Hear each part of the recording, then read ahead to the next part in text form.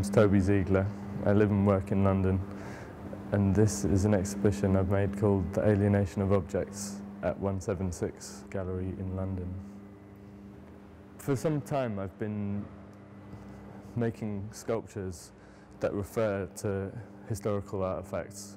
Usually I work from found images. Frequently they're things I've never seen in the flesh, and a lot of them relate to classical sculpture that's often been damaged over the years, things that have been eroded and fragmented. This is a show with 5 sculptures that were conceived as a group and 3 ready-made objects. It's an air freight container from an aeroplane. When I first started working in aluminium, I think really I'd been inspired by seeing them sitting on the runway.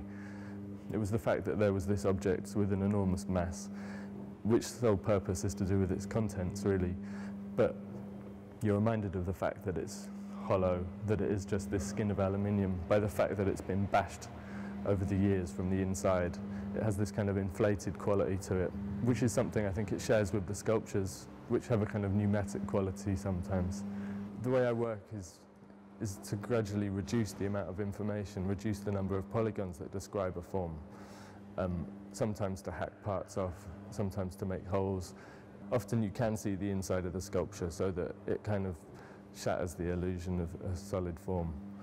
And frequently there are fragments of sculpture that are connected by rods. This approach to making forms, modelling them out of polygons, just feels like a very, very basic way of trying to describe a form. Just 3 points makes a polygon. It's the simplest plane you can form.